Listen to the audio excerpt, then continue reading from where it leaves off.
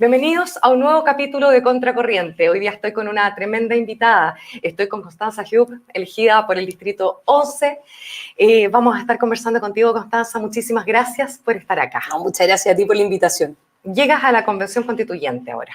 Así es, bueno, salió recién la sentencia de proclamación del TRICEL, así que ya oficialmente ratificado los 155 convencionales constituyentes. Exactamente. ¿Y el proceso, cómo fue para llegar hasta acá? ¿Estuviste tranquila? ¿Estuviste nerviosa? ¿Cómo fue? ¿Cómo lo enfrentaste? No, la verdad es que con la campaña siempre estuve bien tranquila, básicamente porque sentí que estábamos haciendo todo lo posible para que nos fuera bien. Entonces, cuando tienes esa sensación del trabajo bien hecho, de que lo diste todo al final, que tu equipo lo dio todo, que entregaste todo lo que pudiste entregar y que finalmente hiciste las cosas bien, yo estaba bien tranquila finalmente con esperar los resultados y bueno, tuve dulce y agraz finalmente ese día, porque de dulce que logramos ganar y que cumplimos un objetivo, que eso siempre es bueno, pero la verdad es que ese día fue muy complejo, porque nunca esperamos que los resultados fueran tan malos para nuestro sector, especialmente después del esfuerzo de unidad que se hizo desde el Partido Republicano hasta Evópolis para llevar una lista única. Entonces eso yo te diría que ese día no fue más amargo que un día más dulce, pero después obviamente que también una satisfacción y un agradecimiento sobre todo a mi partido, que se la jugó por mí, en un distrito que es un distrito de opinión, que es un distrito un distrito importante, ¿cierto? Y también obviamente un agradecimiento a mi equipo por todo lo que se la jugaron. Eso que comentas, Constanza, efectivamente para Chile Vamos o Vamos por Chile, fue un golpe bastante duro. ¿Qué crees que pasó? ¿Qué es lo que está pasando con el mensaje que está entregando la derecha, que en realidad en este caso sí fue bastante amplia, ¿no? De Evópolis hasta los republicanos. ¿Cuál es el mensaje que están dando, o más bien, cuál es el mensaje que no están dando, que no están logrando captar la atención del electorado? Mira, yo creo que igual en este caso se dieron varios factores. Yo creo que hay algunos factores que son externos quizás al mensaje o propiamente tal a mí no me gusta mucho esta palabra, esta media repetida, el relato, pero de los factores externos yo creo que fueron bien importantes. Yo creo que el esfuerzo de unidad se hizo basándose en el sistema electoral que tenemos hoy día, pero sin pensar en el pacto de los independientes, ¿cierto? Cuando tú ya generaste eso, generaste una distorsión del sistema que hizo que finalmente también jugaran los números en contra, ¿verdad? Si no hubiera existido el pacto independiente, evidentemente que yo creo que los resultados habrían sido muy distintos. Eso por una parte. Lo segundo, yo creo que el hecho de haber movido las elecciones, de haber congelado las campañas, los números te estaban mostrando que en la práctica iba a haber una eventual mayor abstención y eso ocurrió.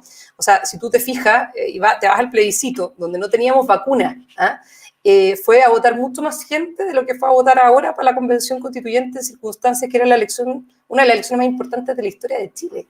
Y ya con un porcentaje de personas vacunadas más o menos importante. Entonces, yo creo que ahí el congelamiento de las campañas fue un error del gobierno, nosotros lo hicimos ver así, pero finalmente, bueno, el gobierno no digamos que precisamente escucha, ¿cierto? En este tipo de apreciaciones pasó lo que pensamos que iba a pasar y un porcentaje de abstención importante que yo creo que nos terminó perjudicando bastante. Yo creo que esos son los factores externos y obviamente también tiene que ver con un mensaje de unidad y de un mensaje también de empatizar con la ciudadanía, con la clase media.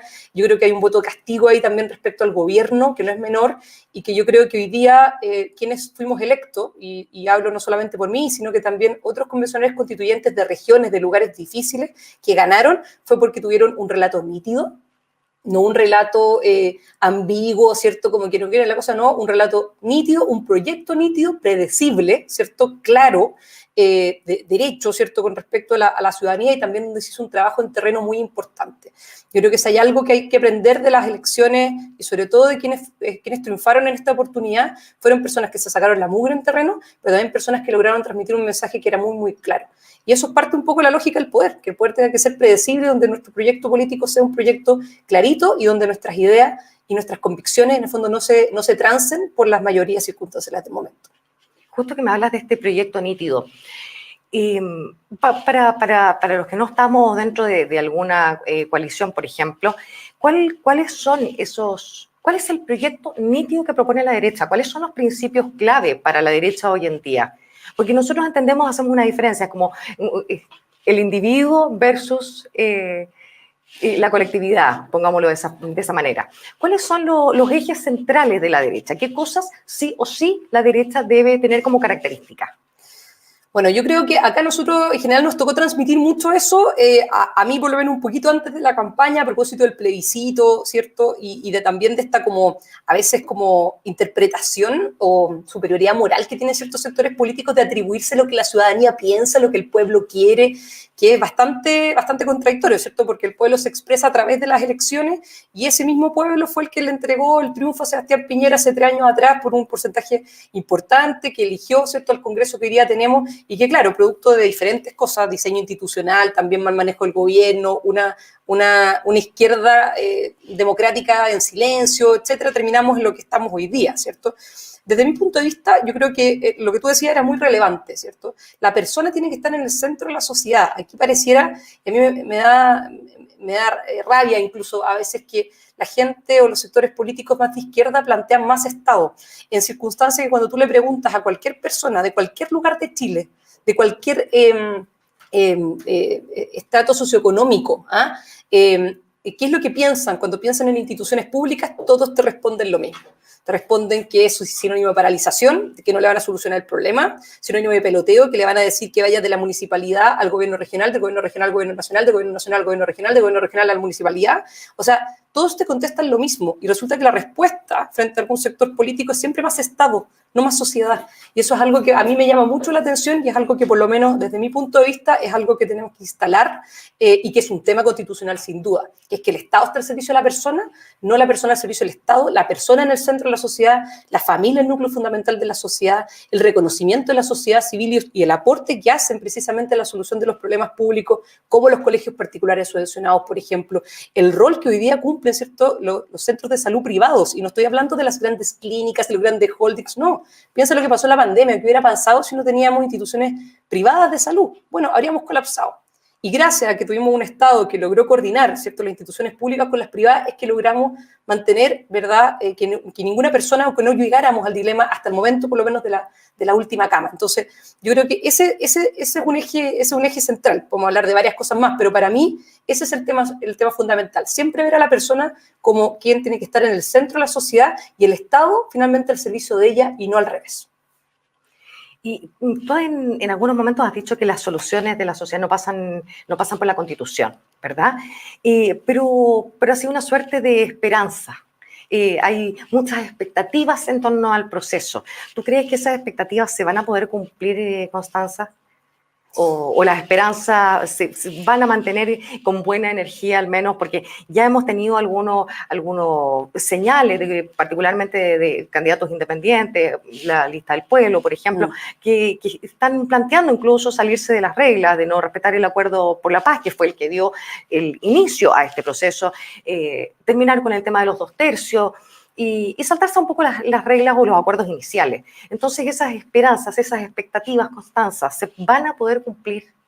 Yo creo que, bueno, hay un tema que tocaste antes, quizás de contestarte la pregunta, que yo creo que es bien importante, que es la contradicción, como diría un ex candidato presidencial, lo he dicho en otras oportunidades, una contradicción vital que tienen estos 34 firmantes de esta carta, aparte de la lista del pueblo, que dicen, nosotros no nos vamos a regir por este marco preestablecido, estamos desconociendo el acuerdo del 15 de noviembre porque no participó el pueblo, y resulta de que ellos fueron electos gracias a ese marco preestablecido. Y gracias a ese acuerdo que después se vio manifestada una reforma constitucional. Y van a ir el día que nos toque instalarnos, ¿cierto?, a votar, a discutir en base a ese acuerdo preestablecido. Entonces, no puedes estar bien con Dios y con el diablo, te tienes que poner en una posición. Entonces, o estás por el acuerdo o no estás por el acuerdo. Si estás por el acuerdo, entonces, y jugaste con las reglas del acuerdo, entonces respétalas todas, no solamente las que te convienen. Esta cuestión, y parte de lo que significa el Estado de Derecho en simple, tiene que ver con que tenemos que respetar las reglas que nos gustan, y las reglas que no nos gustan también. Si por algo, digamos, existe el Estado de Derecho, gobernante y gobernado nos sujetamos por la misma regla. Entonces, esta suerte como de pataleta, y de como de que nosotros somos como superiores, entonces nosotros no respetamos estas reglas, pero ustedes si quieren las respetan, sí. A mí por lo menos me parece que es una una falta, bueno, por una parte de humildad tremenda, pero también un quiebre, ¿cierto? Una vulneración al Estado de Derecho directamente. Ahora, yendo directamente a tu pregunta, a mí me pasó para el plebiscito, mi opinión respecto al plebiscito de Entrano, o sea, no ha cambiado todo lo contrario, digamos, o sea, yo fui una firme defensora de una de las posiciones, y yo me di cuenta en el fondo que la posición del rechazo, es decir, no a este proceso constituyente, iba a ser muy minoritaria. Un minuto que estaba, bueno, prendo la televisión muy temprano, y una señora, de nuevo, en periodo de no vacuna, o sea, en periodo donde en verdad estaba como esta incertidumbre respecto a si era seguro ir a votar o no, una señora de 75, 80 años, Maipú, que iba camino, o sea, que estaba en el local de votación, era la primera que votaba, y le preguntaron, un periodista le decía, ¿por qué viene usted a votar? ¿Ah? Con todo el riesgo que esto significa, etc.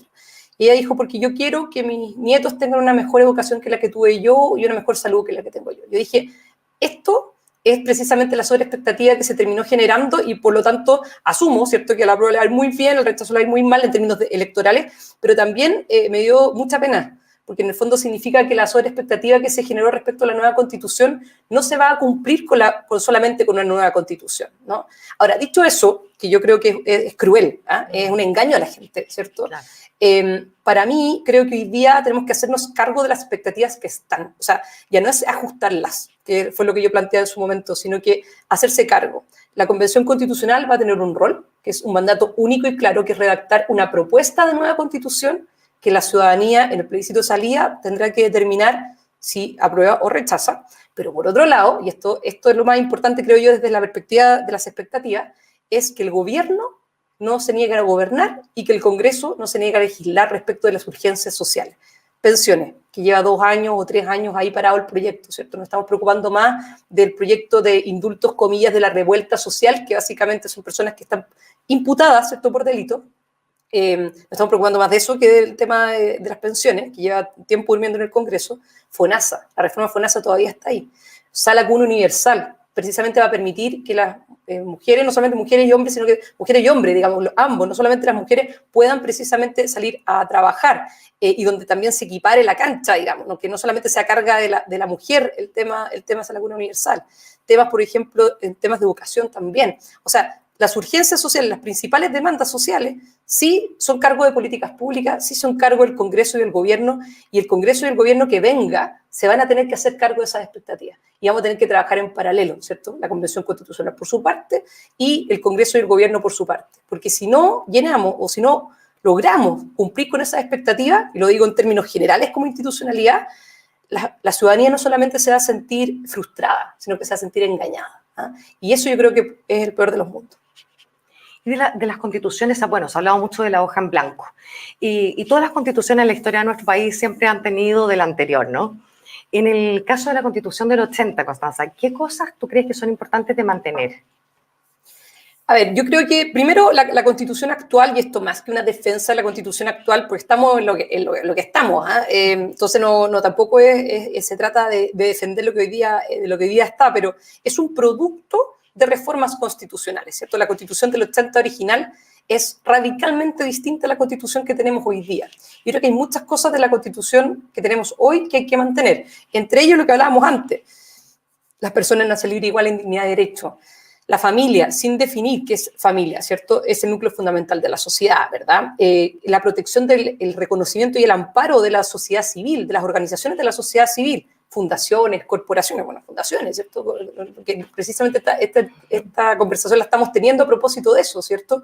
De los colegios, ¿verdad? Reconocer y amparar esa autonomía con las limitaciones que están establecidas en la ley, pero respetar esa autonomía, que el Estado esté al servicio de las personas. Esos son elementos centrales que hay que mantener. Y obviamente también otras cosas como derechos fundamentales, protección de las libertades, protección de los derechos fundamentales que hoy día tenemos, eventualmente agregar quizás algunos derechos sociales, pero bien garantizados, no a través de los jueces, sino que a través de la ley, un tribunal constitucional con una conformación distinta. Yo no cambiaría el sistema de nombramiento, pero me parece que es importante tener un control de constitucionalidad, un banco central autónomo y técnico. Hay una serie de cosas que yo creo que se debieran mantener. Y otras cosas que debiéramos modificar de manera muy profunda y que muchos profesores de Derecho Constitucional venimos hablando desde hace mucho tiempo, no es una cuestión como ahora, algunos dicen como aprovechamiento, tú no estás tú estás en contra de la nueva constitución. No, 2014, que venimos publicando artículos y libros de cambios constitucionales, especialmente en el diseño institucional. Esta parálisis institucional que se produjo ahora, donde tienes un presidente, independiente cual sea, que no puede gobernar porque es imposible que tenga mayoría en el Congreso,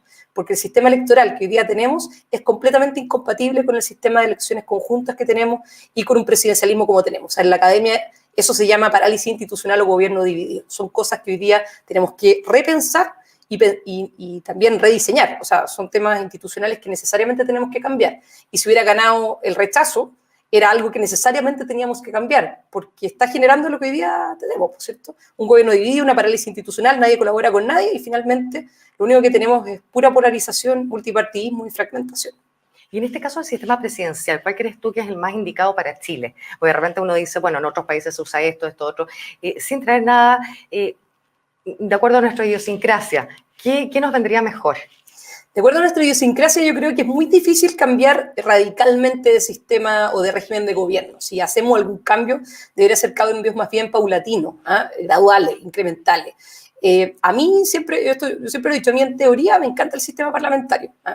Me encanta, o sea, encuentro que es el mejor sistema porque te permite salir más fácil de las crisis institucionales y solamente para quienes quizás no están escuchando, el caso, por ejemplo, alemán, el caso inglés, el caso danés, a propósito, ¿cierto?, de la serie Borgen, si es que no la han visto, la recomiendo porque es muy, muy buena serie, muestra un poco la lógica del sistema parlamentario. Yo creo que para Chile es muy difícil pasar de un régimen presidencial que está, no sé si reforzado es la palabra, pero sí donde el presidente tiene muchas atribuciones, a un régimen parlamentario es la mejor idea. O sea, yo he propuesto en otras oportunidades en parlamentarizar el presidencialismo, o sea, ocupar elementos del parlamentarismo que sean mecanismos de cooperación y colaboración entre el presidente y el Congreso de tal manera que no se vean como enemigos, sino que más bien se vean como que obviamente el Congreso y particularmente la Cámara cumple su rol de control y fiscalización, pero donde puedan colaborar y cooperar. Ahora, eso viene acompañado de un sistema electoral distinto y viene acompañado también de una lógica de elecciones conjuntas que no debiera existir. Para mí no debiera existir estas elecciones conjuntas entre presidente y Congreso con el sistema electoral que tenemos, porque no da. El presidente jamás va a tener mayoría y por lo tanto nunca va a poder gobernar. Entonces, yo creo que esos tres elementos hay que tenerlos en cuenta al momento de rediseñar el sistema institucional. Entonces, en síntesis, yo mantendría el presidencialismo, lo atenuaría bastante, incorporaría mecanismos de cooperación y colaboración, por ejemplo, limitar las urgencias legislativas. Por darte un ejemplo muy claro, el presidente le pone urgencia a todo lo que entre el Congreso. No puede ser que todo tenga urgencia. Que su programa de gobierno lo pueda llevar adelante con urgencias que sean limitadas, de tal manera que no tensione permanentemente al Congreso con las urgencias legislativas y queden los proyectos de los parlamentarios durmiendo, ¿cierto?, en el sueño de lo justo. Yo creo que hay varios elementos que se pueden tomar ahí. Pero no me gusta el semipresidencialismo, creo que lo que hace es diluir la responsabilidad, podemos terminar teniendo un choque entre el jefe de gobierno con el jefe de Estado permanente, donde se empiezan a tirar las pelotas de uno u otro, más o menos lo que existe en Perú, no digamos que le ha ido muy bien al sistema peruano con eso. Entonces, yo mantendría el presidencialismo, pero lo atenuaría bastante y introduciría mecanismos de cooperación y colaboración entre ambos poderes. Perfecto. Llevándote a otro tema, Constanza, que ya es la cosa más práctica, ya que están los resultados, se sabe quiénes son los electos. ¿Cómo ves tú esta convención? Porque hay una mayoría importante que son abogados y que van a irse más por la parte práctica, me imagino, y mientras otros no vienen de ese mundo, e incluso, bueno, muchos no son parte del mundo académico y así, es bien variado, ¿no? ¿Cómo ves tú que se van a dar las negociaciones con esta convención, con los electos que hay? Es una buena pregunta. Vamos a tener que ver qué pasa en la práctica, pero claro, hay una dispersión muy grande, ¿cierto?, de distintos grupos, listas, porque algunos dicen, por ejemplo, lo que nos tocó hace unos programas atrás con Daniel Stingo, que decía como nosotros vamos a poner la regla, nosotros vamos a decir esto, y es como... Fue muy fuerte eso, sí. Sí, como que, bueno, de hecho le recomendamos tomar melipastia después de que terminó el programa, y durante el programa también, pero eso nosotros es bastante relativo, ¿no? Porque esta cuestión no se trata de como que nosotros seas solamente tú, o sea, hay distintas listas que sacaron una determinada cantidad de constituyentes y particularmente, yo te diría, la izquierda, no la centroizquierda, que se vio bastante disminuido en estas elecciones. La democracia cristiana sacó 2 convenciones constituyentes con mucha suerte, y entre ellos uno de esos 2 era el presidente de la democracia cristiana. O sea, yo creo que no tienen una identidad respecto de mínimos comunes. ¿Ah? Y eso va a hacer que finalmente muchas veces las mayorías puedan ser móviles y que hayan negociaciones por materia, por ejemplo, o acuerdos finalmente por distintas materias. Yo lo veo así, ¿ah? Que no va a ser, o sea, no va a ser nada de fácil, pero tampoco me parece, o los incentivos, por lo menos que están puestos en las reglas, si se respetan las reglas, están hechos para tratar de llegar a acuerdos y relativamente rápido. Te pongo, bueno, dos puntos en ese sentido. Uno es el tiempo, ¿cierto? Hay un plazo fatal que es de 9 meses, prorrogable a lo más por 3 meses más, es decir, 1 año, y si no llegamos a acuerdo en 1 año, se disuelve la convención y sigue vigente la Constitución actual. Por lo tanto, existe un incentivo a llegar a acuerdo. Y lo segundo es el quórum, 2/3, ¿cierto? Donde vas a tener que requerir mucho más, ¿cierto? Esta cuestión, el tema del veto o el fantasma ese como del veto, que yo nunca lo creí. ¿Ah? Yo nunca miré los 2/3 como el tercio del veto. ¿Ah? Siempre lo vi como, no, tratar de llegar a un gran acuerdo, claro, porque las constituciones, como establecen las reglas fundamentales del juego, bueno, requieren grandes acuerdos. Es normal que las constituciones tengan un salto. Entonces, esos 2/3 yo creo que también van a terminar generando un incentivo para que las negociaciones, las conversaciones, los acuerdos y el diálogo sean más fáciles dentro de lo difícil. ¿Ah? Y ahí a mí me gusta mucho un procedimiento que está planteado por un profesor que, bueno, Sebastián Soto, que es director del Departamento de Derecho Público de la Universidad Católica, que plantea una lógica de procedimiento circular. O sea, que de las comisiones temáticas que vayan a haber, entre al pleno, que si el pleno no logra acuerdo por 2/3, vuelva a la comisión, y así, o sea, conversar hasta lograr finalmente estos acuerdos por 2/3. Yo creo que esa debiera ser la dinámica y la aproximación que debiéramos tener los convencionales constituyentes, cualquiera sea ese sector político. Yo espero que exista una verdadera voluntad de diálogo, de conversación y de acuerdo por parte de todos los convencionales constituyentes para que lleguemos a buen puerto. Y, a ver, lo que pasa es que, claro, sería en realidad un absurdo en el caso de que ellos quisieran trabar las negociaciones o poner muchos problemas a las negociaciones, porque efectivamente se supone, según las reglas, la convención en algún minuto se acaba. Se cumplen estos 12 meses y se acaba. Por lo tanto, si no llegan a acuerdos, simplemente se mantiene la Constitución del 80, que es lo que ellos no quieren, ¿no? Para los que votaron por el rechazo, tan grande el problema no sería más para los que realmente quieren cambiarlo todo, ¿no? Con respecto a eso, porque sabemos que tienen reglas, que tienen limitaciones, pero existe la posibilidad, Constanza, que de alguna manera se alarguen esos 12 meses. Bueno, hay algunos que ya están planteando esto y yo creo que no son voces aisladas, porque, y déjame hacer solamente un contexto respecto a esto. Me preguntaron mucho la semana pasada por la Carta de los 34, de los convencionales constituyentes que dicen. Entonces, a mí me decían, ¿y te sorprende? Yo dije, no, a mí me sorprende que a la gente le sorprenda. Porque estos anuncios de no respeto a las reglas del juego, de que la convención iba, o sea, no es un juego, esto, pero las reglas de la convención constitucional, el marco preestablecido, ya se venía diciendo desde el plebiscito, desde antes del plebiscito de entrada. Habían voces del Partido Comunista y de sectores más radicales de la izquierda que decían, mira, cuando lleguemos a la convención nos vamos a declarar soberanos, vamos a ser autónomos, nos vamos a respetar las reglas que están y ya. Pero eso es algo que ya se venía anunciando, entonces a mí me sorprende que la gente le sorprenda. Bueno, ahora, teniendo en cuenta eso, lo que se ha planteado es, ganemos los 2/3 en el Congreso a finales de año, por parte de algunos bueno, líderes, ¿cierto?, también de sectores más radicales, diciendo, mira, juntemos los 2/3 que hoy día, por ejemplo, tenemos en la Convención Constitucional de tal manera de poder cambiar las reglas de la Convención Constitucional. Porque, claro, si en el Congreso se cambia la regla de los 2/3, o por 2/3 se cambian las reglas, que puede ser el plazo, por ejemplo, etcétera, claro, en ese caso la Convención Constitucional tendríamos más tiempo para sesionar y eventualmente también se cambiarían otras reglas que, a juicio de la izquierda, no, particularmente la izquierda no democrática, que no creen, ¿cierto?, en las reglas, les incomoda, ¿cierto? Entonces, claro, eso podría pasar si es que el Congreso por 2/3, ya sea este, ya sea el siguiente que se va a elegir en noviembre, cambia el capítulo 15 de la Constitución, donde está establecido este marco regulatorio. Eso puede pasar, puede pasar. Yo creo que nos tenemos que tomar en serio esas cosas, como que no, yo creo que ya nos ha pasado mucho esto de que como, bueno, pero tú en verdad crees, ¿Cómo va a pasar? Chuta, sí, o sea, no es que yo crea, pero se está diciendo. Entonces, tratemos de no sorprendernos tanto de este tipo de cosas, como que es lamentable, es condenable, pero es esperable. Entonces, también seamos un poquito más aterrizados de que este tipo de cuestiones pueden pasar y tomémonos en serio eso. Y en ese sentido, un llamado, ¿cierto?, para que vayamos a votar en noviembre por presidente y por un Congreso precisamente porque ese tipo de cosas pueden pasar. Pueden pasar. Y si nos cambian las reglas, bueno, evidentemente que es una traición a la ciudadanía, porque la ciudadanía votó por el plebiscito con ciertas reglas, eligió a sus convencionales constituyentes con ciertas reglas, y les vas a cambiar las reglas a la mitad. Sí. De hecho, se puede generar un problema para que tú veas la contradicción. La gran crítica que se le hace a la Constitución actual es su origen ilegítimo, ¿cierto? Claro. Vamos, y más que el contenido, creo yo, el tema del origen es el principal problema. Bueno, vamos a terminar con ese mismo problema. Esta Constitución también se va a decir que va a ser ilegítima si se cambian las reglas en la mitad. Y eso es lo que vamos a terminar teniendo. Entonces vamos a tener una lógica circular donde no vamos a solucionar finalmente el gran problema que se estimaba que se tenía que solucionar en su momento. Entonces, tomémonos en serio este tipo de, comillas, amenazas o anuncios. No nos sorprendamos tanto y hagamos algo al respecto. Ese es un poco el llamado. Pero si tú me dices, ¿se puede cambiar? Claro, si cambian el capítulo 15, se puede pasar. Puede pasar. Puede pasar. Y en relación al reglamento, ustedes tienen, todavía me imagino que no tienen plazo determinado para cuánto va a durar el proceso de redactar el reglamento.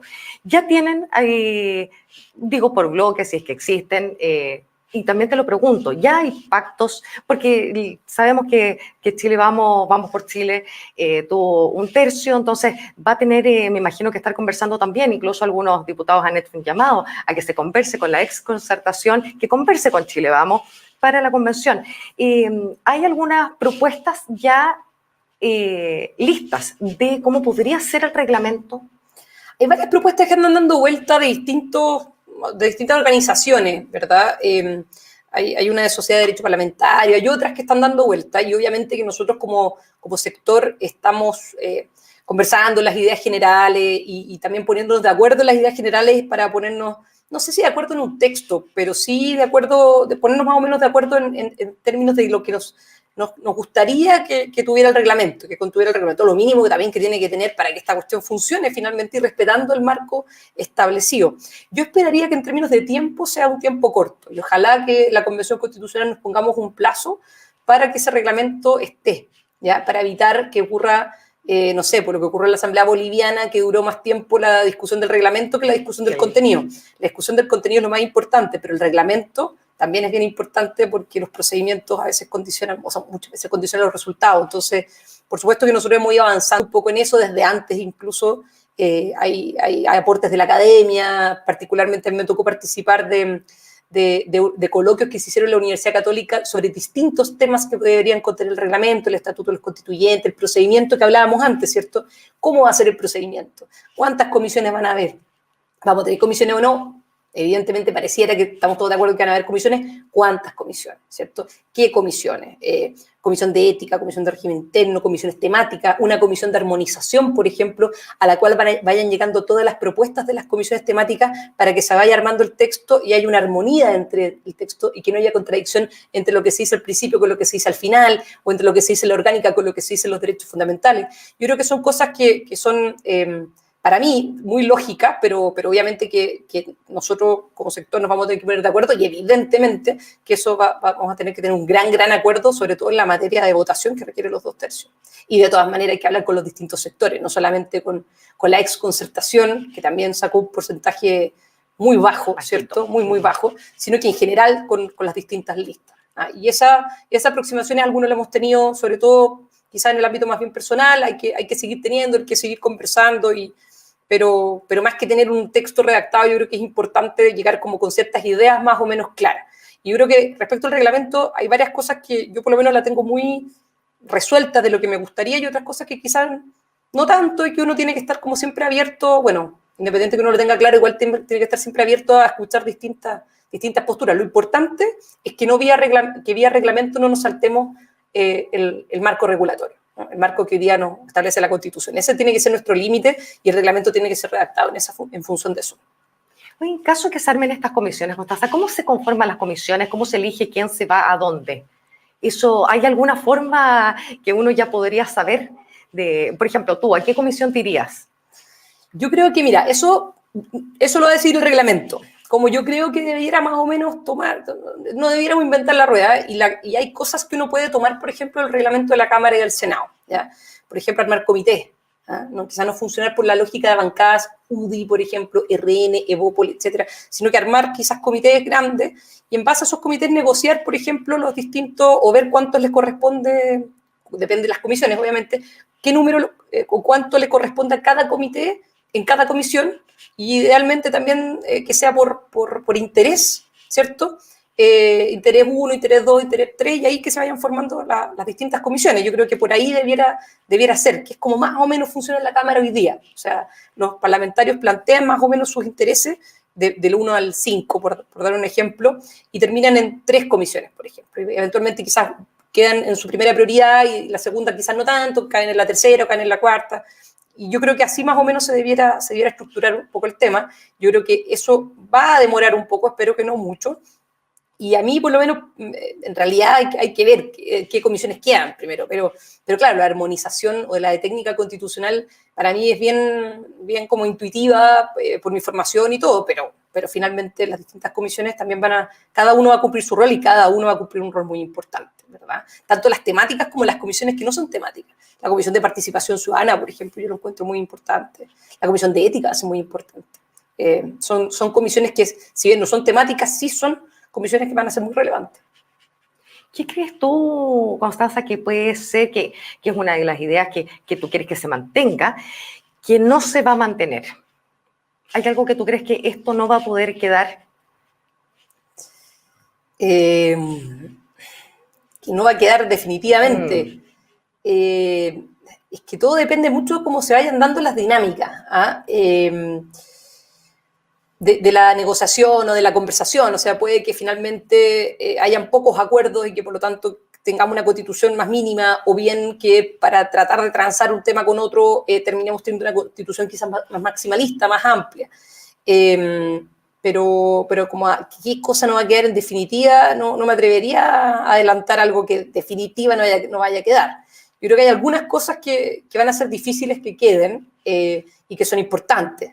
Pero adelantar inmediatamente y poner a priori como, mira, yo creo que esto no va a quedar, no por ahora, no por ahora.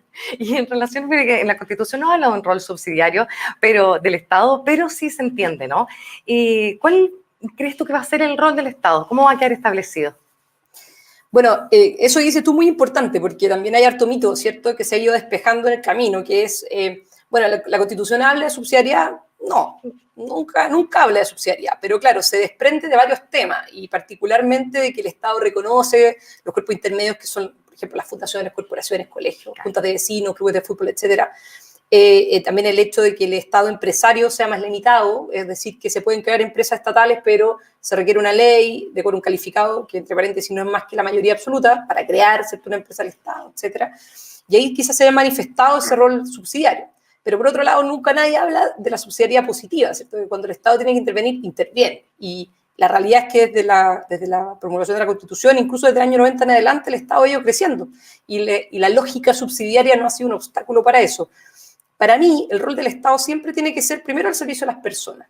Y segundo, ¿cierto?, permitir que la sociedad civil pueda participar de la solución de los problemas públicos, que el Estado no ahogue a la sociedad civil. Si la sociedad civil tiene mucho que aportar, e incluso le aporta y ayuda, ¿cierto?, al Estado para que puedan existir, por ejemplo, en materia de educación, diversidad de proyectos educativos, o por ejemplo, ¿cierto?, en los distintos problemas públicos, ayuda, ¿cierto?, a que los temas vayan saliendo más fácil, más rápido, más eficiente incluso. Si el Estado no digamos que se caracteriza por ser muy eficiente. Entonces, para mí el rol del Estado siempre tiene que ser al servicio de las personas y permitiendo que la sociedad civil pueda participar de la solución de los problemas públicos. Un Estado más eficiente, más liviano, no más Estado, ¿cierto?, sino que un Estado mejor, ¿verdad? Más eficiente, más liviano, que mira al ciudadano no como que lo mire como un enemigo, sino que al revés, que lo mire como una persona a la cual tiene que estar al servicio de él.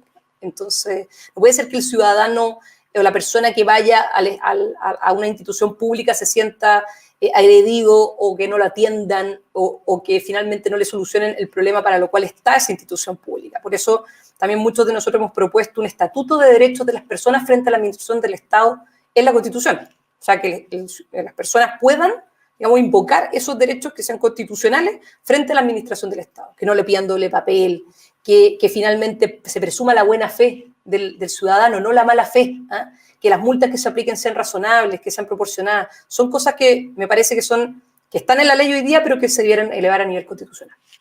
Perfecto, Constanza.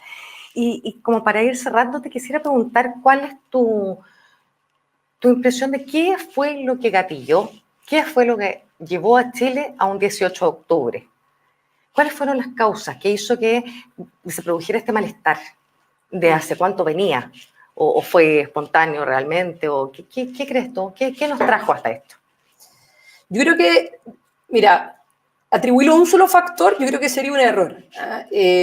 Yo para esto, bueno, le he dado harta vuelta, yo recomiendo 2 libros, si puedo, me permite Claro. no precisamente personas que son de derecha.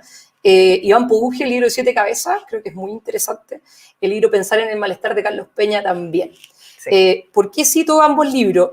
Bueno, el de Iván lo voy a dejar para después, pero en el caso de Carlos Peña, y yo lo planteé mucho a propósito de la discusión del plebiscito, él decía, sin perjuicio que puedan existir causas normativas, decía, causas jurídicas para tener una nueva constitución. Nadie puede decir, eso decía Carlos Peña, que la fuerza emocional del momento que se generó a partir del 18 de octubre era una nueva constitución, ¿ah? Sino que lo que se hizo fue tratar de darle un cauce.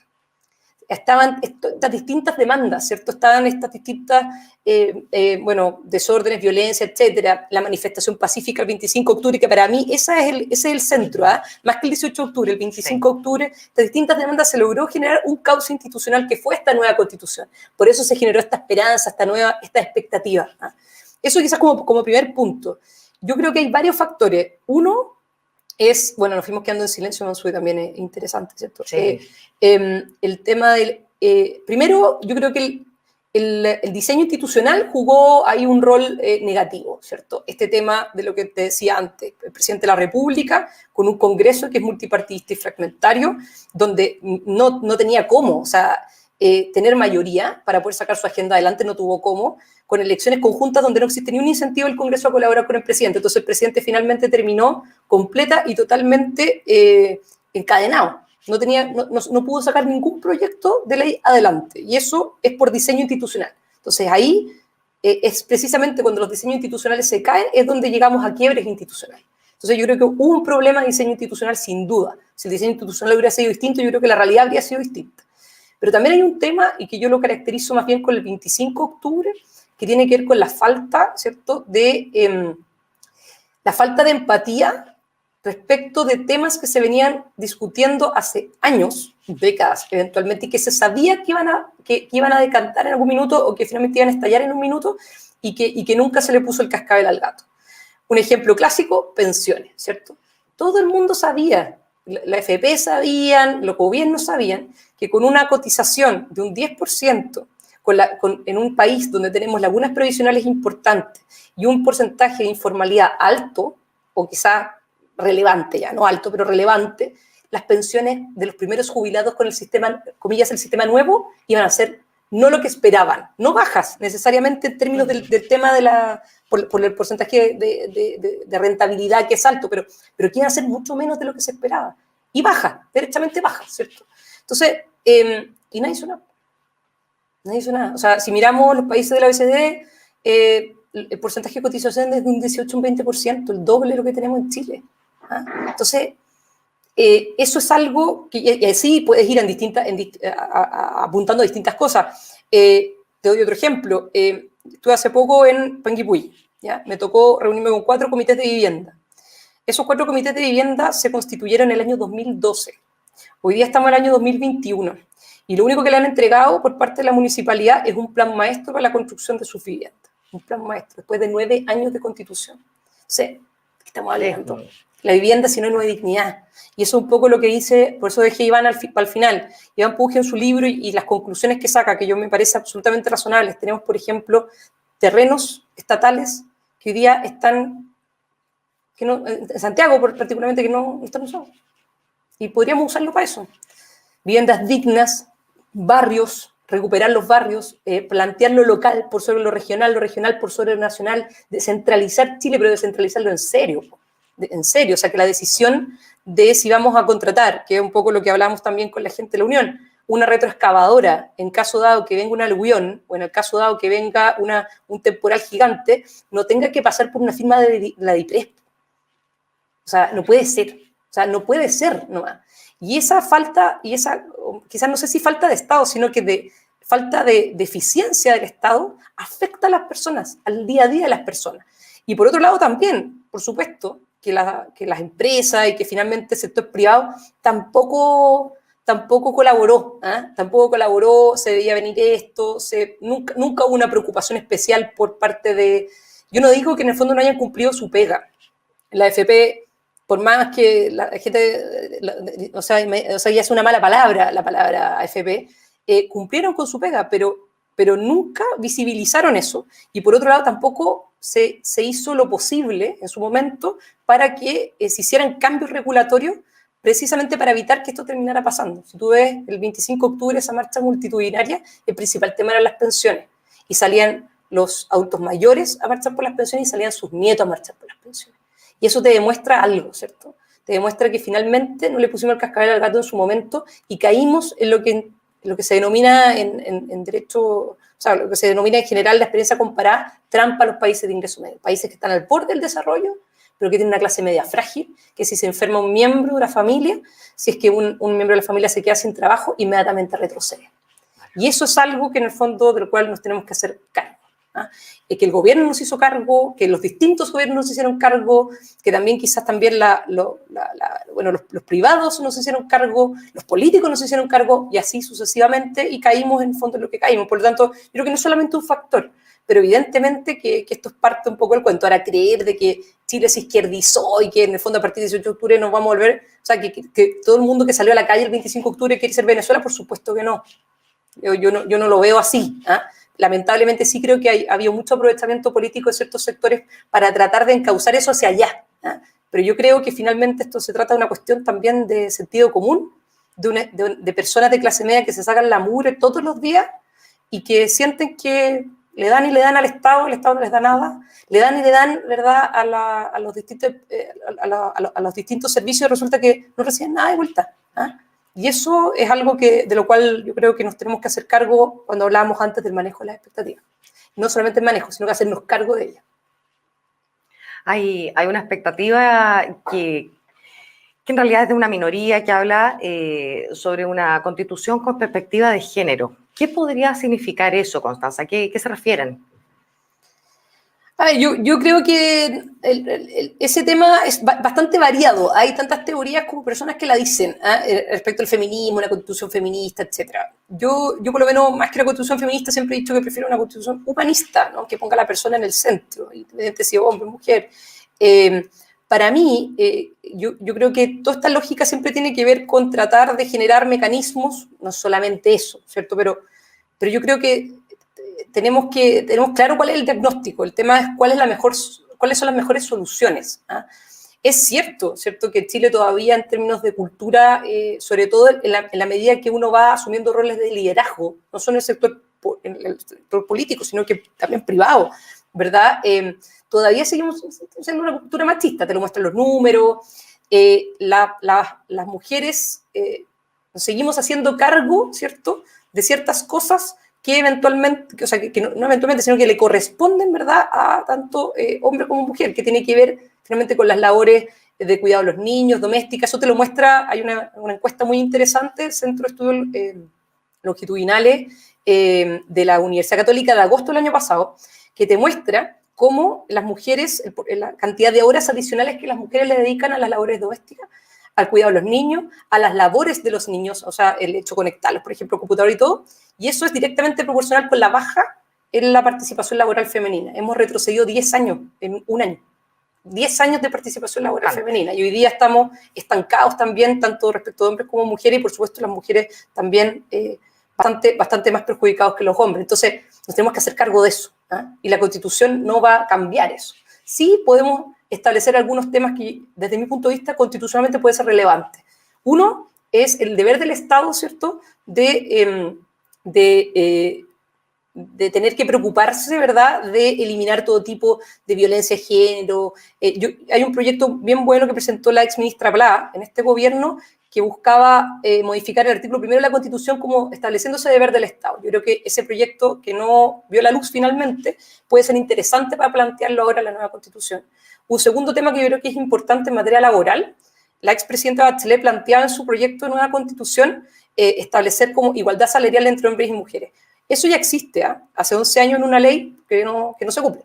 Las mujeres ganamos 27% menos que los hombres. Yo establecería más bien igualdad en términos de condiciones entre hombres y mujeres.